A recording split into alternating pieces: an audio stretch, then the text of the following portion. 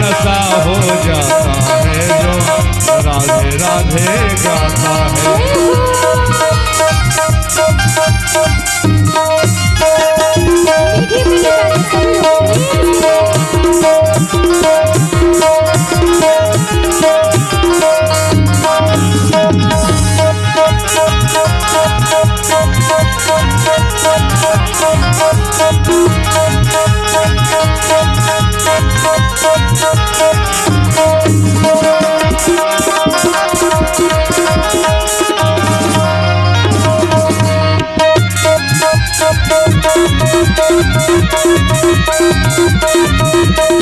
नशा हो जाता है जो राधे राधे गाता है। भक्त कहता है राधे की भक्ति में खो जाऊं, राधे की भक्ति में खो जाऊं, राधे की भक्ति में खो जाऊं, राधे की भक्ति में खो जाऊं। मैं राधे राधे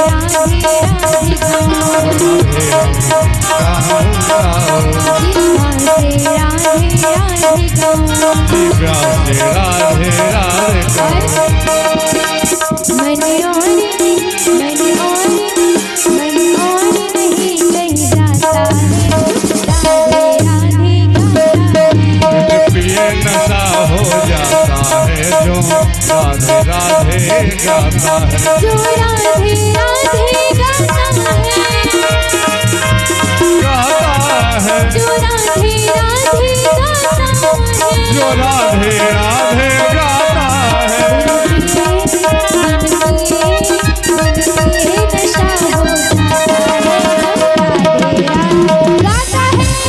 नशा हो जाता है, ये नशा हो जाता है जो राधे राधे गाता है।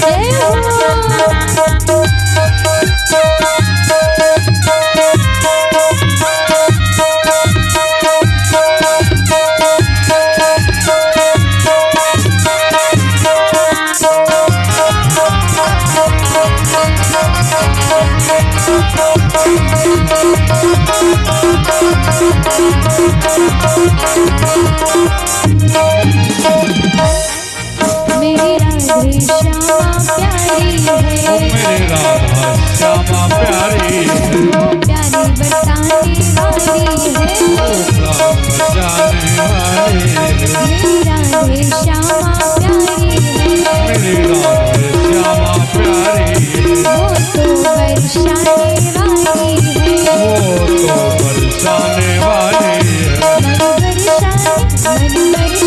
मन बरसाने लग जाता है, राधे राधे गाता है।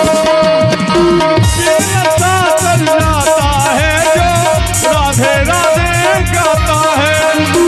नशा हो जाता है, राधे गाता है। बिन पिए नशा चढ़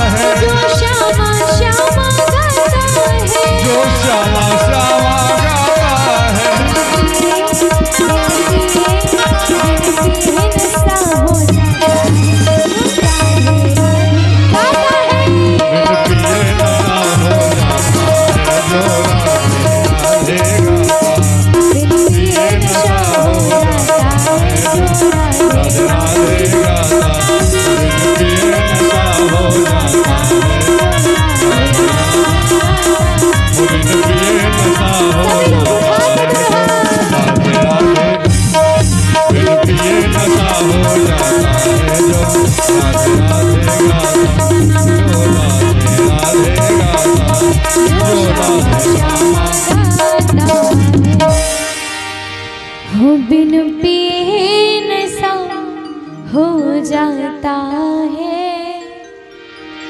हो बिन पिए नशा हो जाता है जो राधे राधे गाता, जो राधे राधे गाता, जो राधे हो बिन पिए नशा हो जाता है, हो बिन पिए नशा हो जाता है, हो जो राधे राधे गाता है, जो राधे राधे गाता है,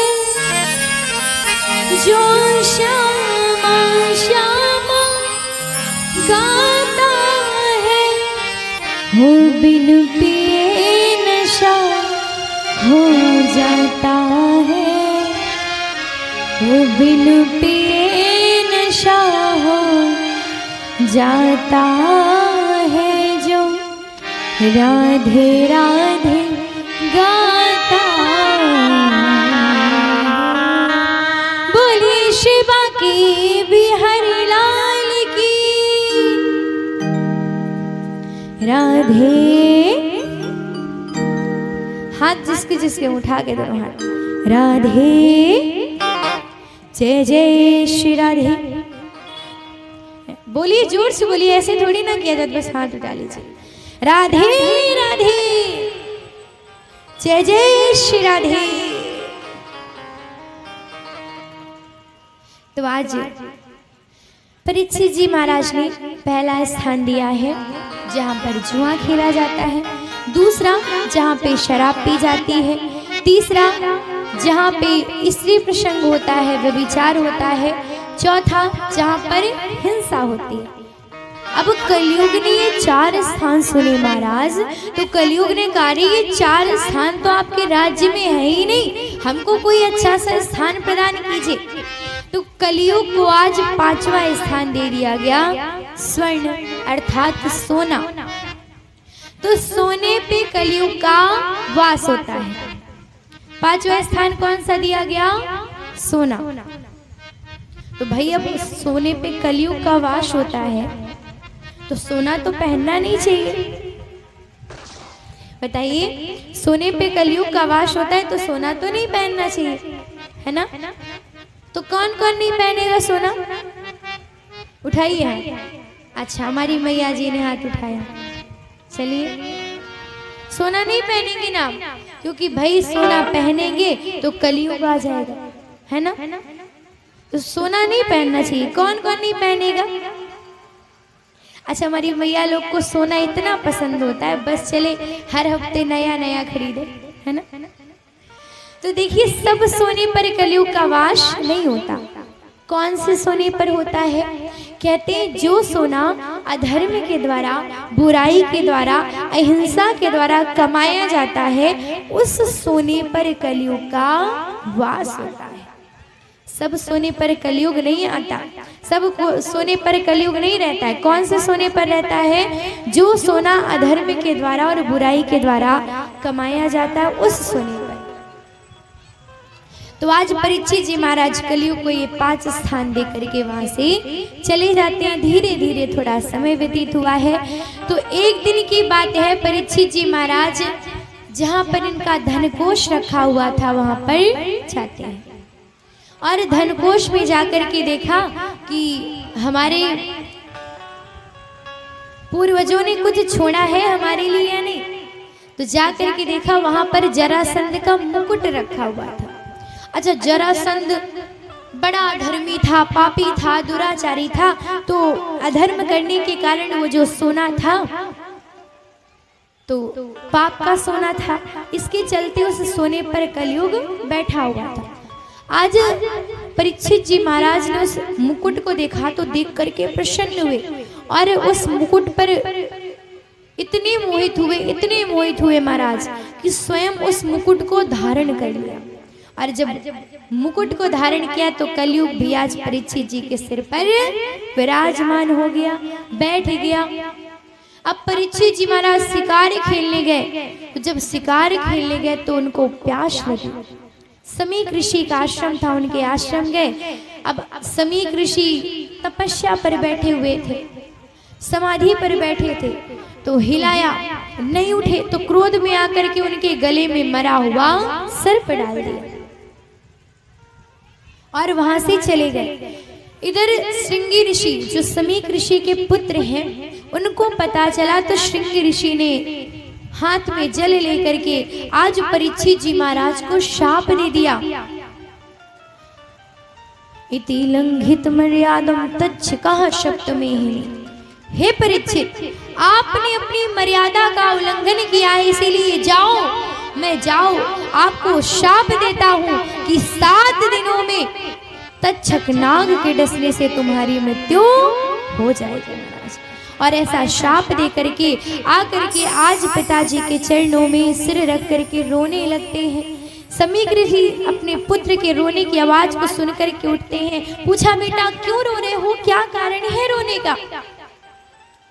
तो जब पिताजी ने पूछा, श्रृंगी ऋषि ने सारी बात बताई। समीक ऋषि ने कहा, बेटा ये तुमने क्या कर दिया, किसे शाप दे दिया? उन्हीं के कारण तो हम इतनी स्वतंत्रता पूर्वक इस राज्य में रह पा रहे हैं, इस वन में रह पा रहे हैं। अगर वो ना होते तो हम कैसे रह पाते? समीक ऋषि ने शिष्यों को भेजा, जाओ जाकर के परीक्षित जी को बता दो कि 7 दिनों में उनकी तक्षक नाग के डसने से मृत्यु हो जाएगी महाराज।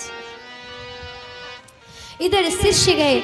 जब परीक्षित जी महाराज घर जाकर के मुकुट उतारते हैं, तो परीक्षित जी के सिर से जैसे ही कलयुग हटा, उन्होंने विचार किया, हे भगवान ये मैंने क्या किया?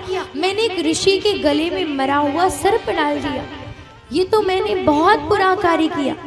तब तक शिष्य आ गए। शिष्यों ने बताया कि हे प्रभु, आपको 7 दिन में तक्षक नाग से डसेगा आपको तक्षक नाग और आपकी मृत्यु हो जाएगी। तक्षक नाग के डसने से आपकी मृत्यु होगी और आपको ऐसा शाप लगा है। परीक्षित जी ने सुना, और जैसे कोई व्यक्ति सुने कि उसकी मृत्यु होने वाली है, तो वो सोचेगा अच्छा खा ले, अच्छा पहन ले, है ना, अच्छी जगह घूम ले। लेकिन परीक्षित जी ने क्या किया?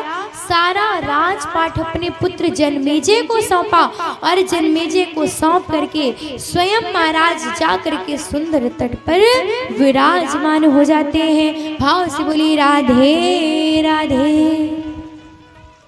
और आज समस्त ऋषि मुनि वहां पर विद्यमान थे। सभी से पूछा, परंतु कोई उनकी मुक्ति का उपाय नहीं बता सके। तभी वहां पर सुखदेव जी का आगमन हुआ, और जब सुखदेव जी आए तो सुखदेव जी का पूजन किया गया।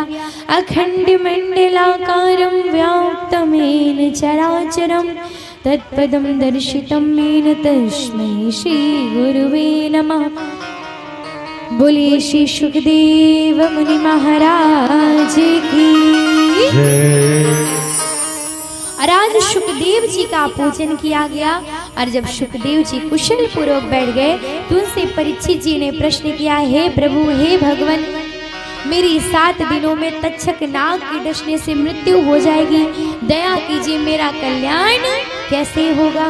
मैं क्या करूं जिससे मेरा कल्याण हो जाए? तो आज परीक्षित जी महाराज के कल्याण के प्रश्न को सुन करके सुखदेव जी प्रसन्न हुए और प्रशंसा की। वर्यानिशिते प्रश्नः कृतो लोके हितं नृप आत्मवित् सम्मतः पुंसां श्रोतव्या दिशो यः परः। कहते हैं, हे राजन, तुमने बड़ा ही उत्तम प्रश्न किया है, क्योंकि मनुष्यों को तो बता भी दिया जाए कि उनकी मृत्यु होने वाली है, कल्याण कर ले अपना, या भगवान की भक्ति कर ले, भजन कर ले। जिन्हें पता है कि वो आए हैं, जाएंगे संसार से, और पार पाने का एकमात्र उपाय भगवान की भक्ति है, लेकिन फिर भी वो जागते नहीं है। लेकिन तुम्हारी मृत्यु होने वाली, तुमने विचार किया है, और विचार करके आज मन में निश्चय किया है कि तुम कल्याण करोगे अपना, मुक्ति कैसे होगी तुम्हारी? तो तुम तो धन्य हो, क्योंकि जिसे पता है कि उसकी मृत्यु हो जाएगी वो भी चेतता नहीं है। कहते हैं हे राजन, जिसकी मृत्यु होने वाली उसे क्या करना चाहिए?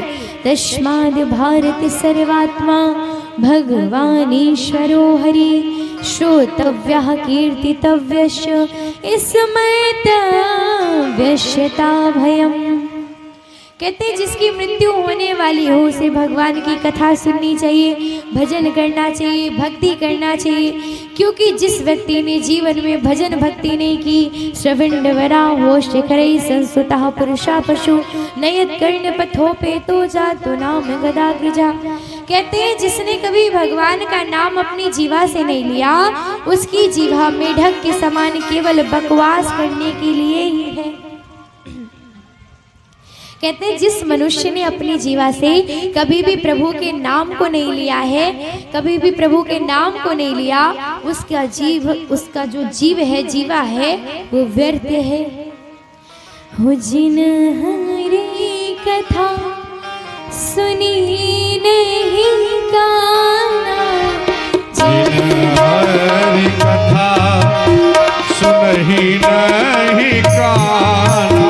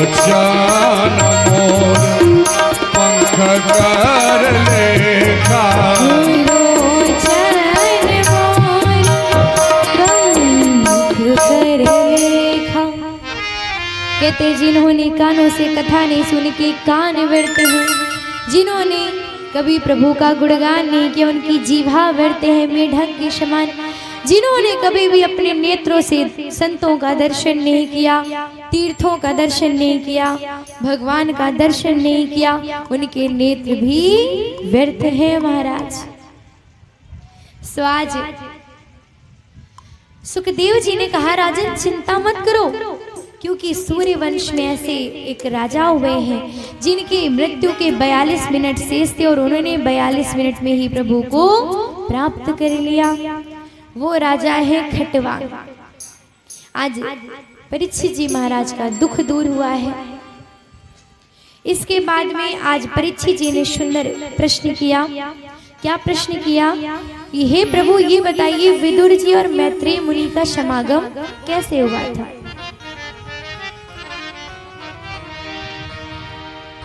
विदुर जी और मैत्रेय मुनि का समागम किस प्रकार से हुआ? तो जब सुखदेव जी ने सुना, सुंदर कथा बताते हैं। कहते हैं कि जब पांडवों को 12 वर्ष का वनवास तथा 1 वर्ष का अज्ञातवास दिया गया। अच्छा, कब दिया गया था? जब वो जुए में हार गए थे तो उनको 12 वर्ष का वनवास तथा 1 वर्ष का अज्ञातवास दिया गया।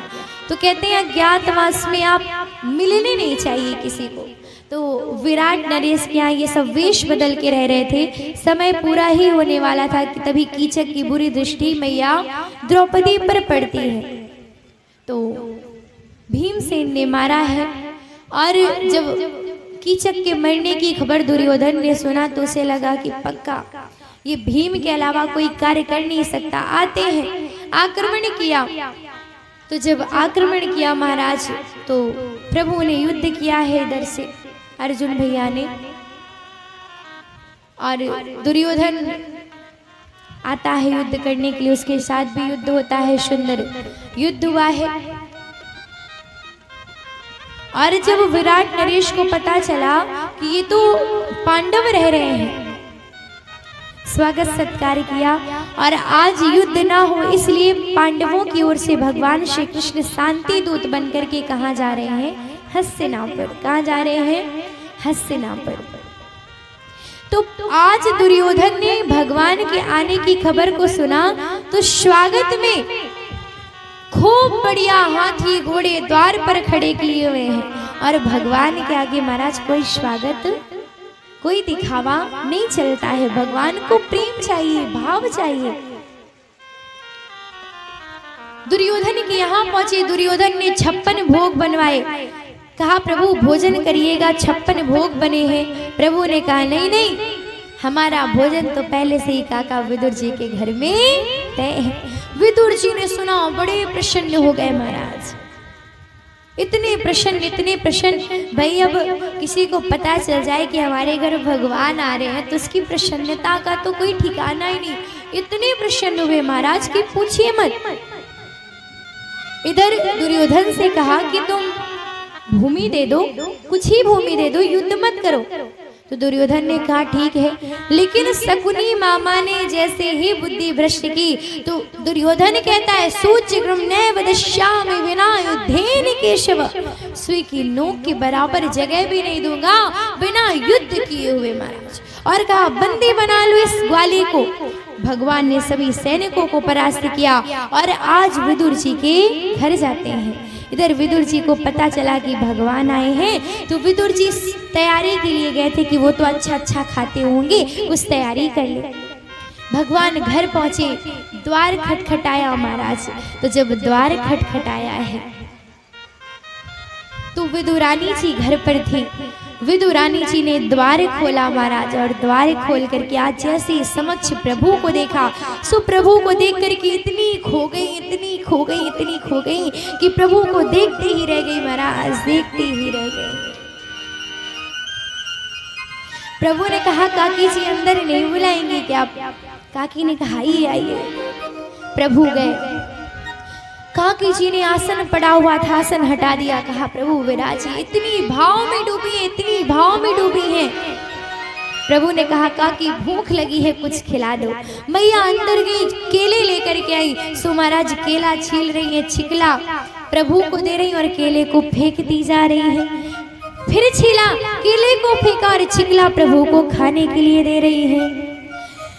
दुर्योधन का मेवा त्यागी, साग विदुर घर खाई,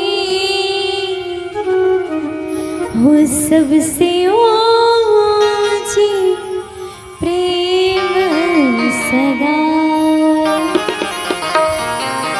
देखिए महाराज, दुर्योधन के घर के 56 भोगों का त्याग कर दिया और विदुर जी के घर आकर के इतने भाव में प्रभु डूबे हैं कि छिकलों को पा रहे हैं।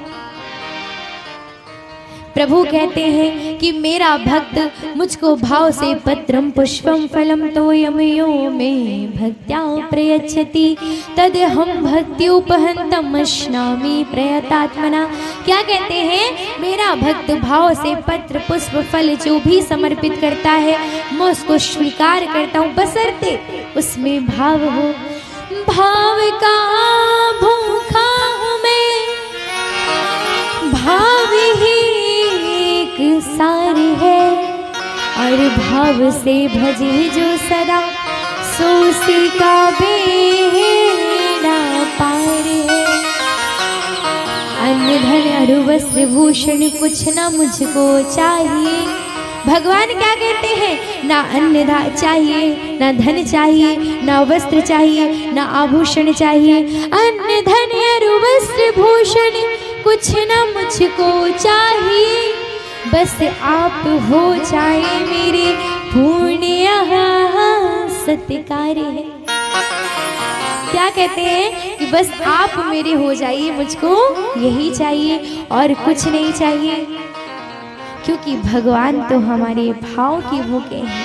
अच्छा ये बताइए, जिन्होंने हमको धन दिया है, जिन्होंने हमको संपदा दी है, जिन्होंने हमको सुख दिया, जिन्होंने हमको वैभव दिया, क्या उनके पास धन की कमी होगी?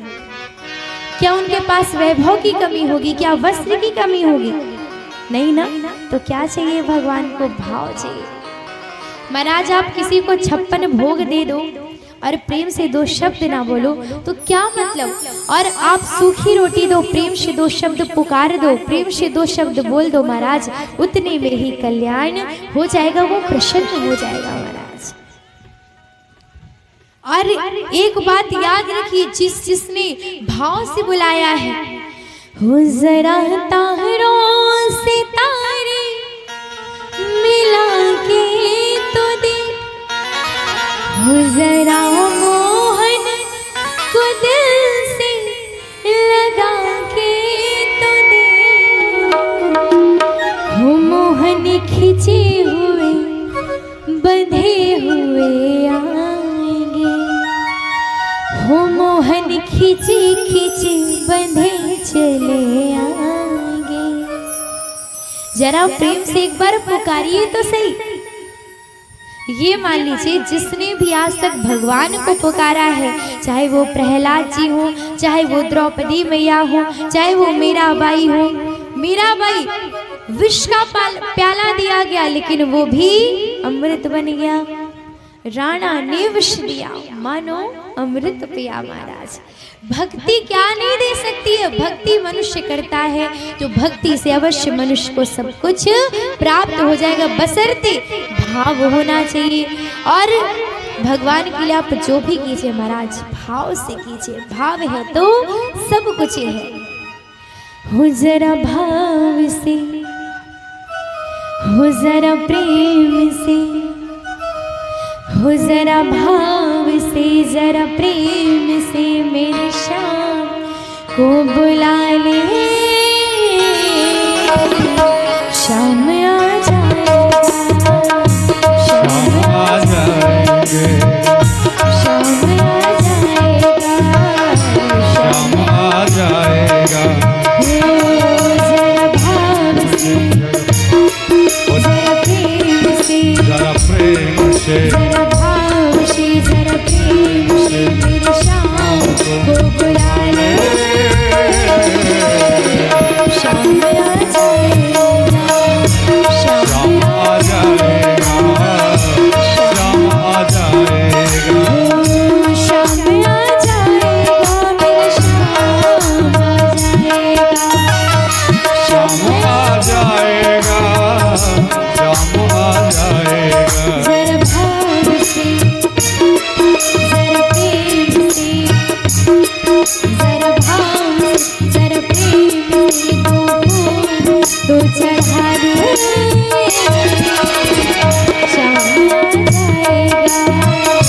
श्याम आ जाएगा, श्याम आ जाएगा।